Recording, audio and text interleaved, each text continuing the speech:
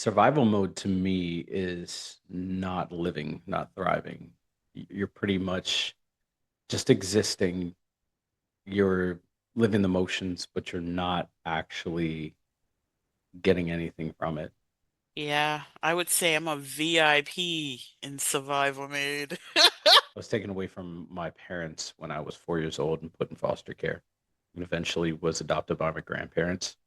And I was then raised in a strict religious household. I questioned myself, and I didn't know what love was because I didn't have that parental love to understand what love actually was. So I joined the U.S. Army at the age of 17. I said, fuck life.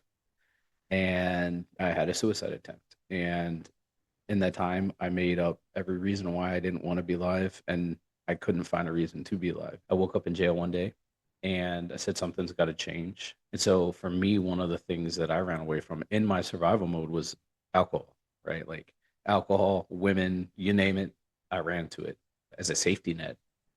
And I just kept going, just kept doing that. And for once in my life, I didn't have anything to run to.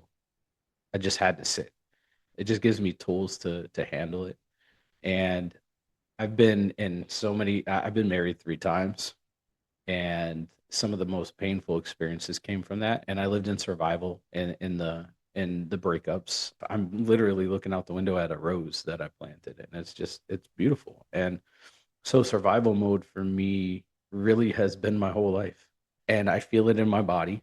But survival mode was hard for me because like it was like I was living in a box, right? Like I'm living in this box of trauma, mental health disorders, addiction, and like everywhere I turn, there's no door. There's no door for me to leave. I understand. And first of all, just let me say I celebrate your 5 years of sobriety. As someone who has loved an addict, I know what that journey looks like and how difficult it is to stay focused day on day. And some of us get caught in that loop where we can't regulate how far we'll run Yeah. to escape the pain. And I think with most addicts, it's escaping pain. It's not pleasure seeking. It's just, I want to numb and silence my trauma, all of this stuff that I have going on.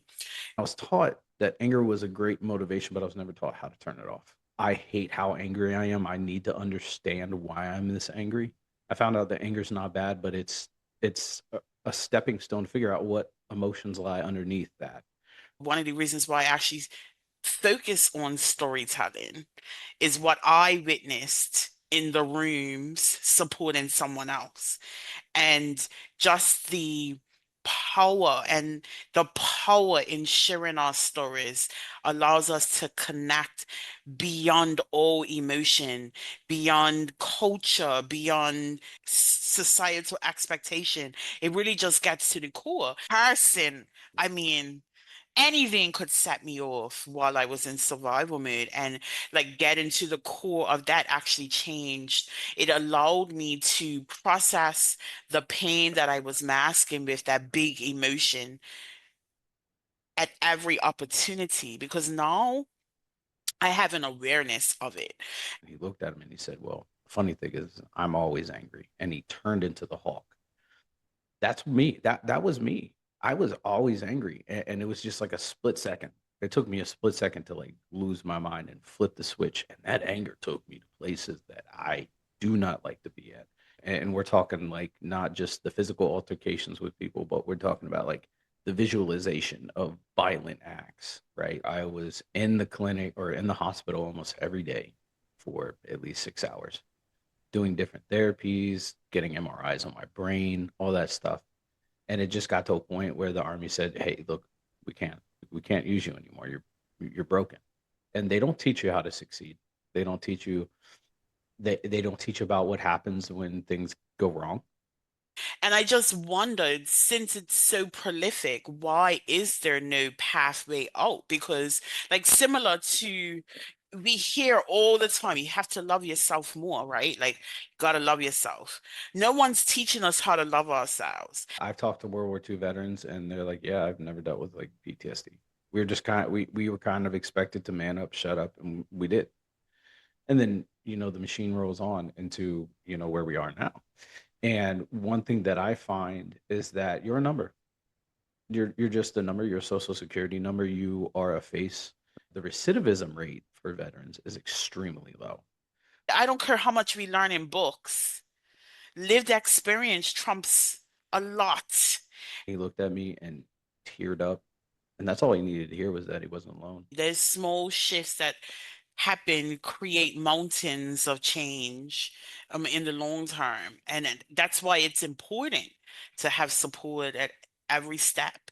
I think community is something that we tend to avoid when we're in the mix of things, but community is what really helps us in the end. How to carry it a little different so it doesn't feel like they're carrying the full weight of the world on the back. I'm like, look, I know I'm just a dude. I'm just a guy, a face behind a camera, right? Like I do work on TikTok. I'm like, I know I'm just a dude behind a camera, and he makes some funny videos from time to time, and he talks about his feelings from time to time. But I'm here. Here's my number. People just want to be seen, just and understood beyond anything else, accepted. That one key takeaway. Don't take it personal. But here's the truth: you're not broken, you're just unfinished.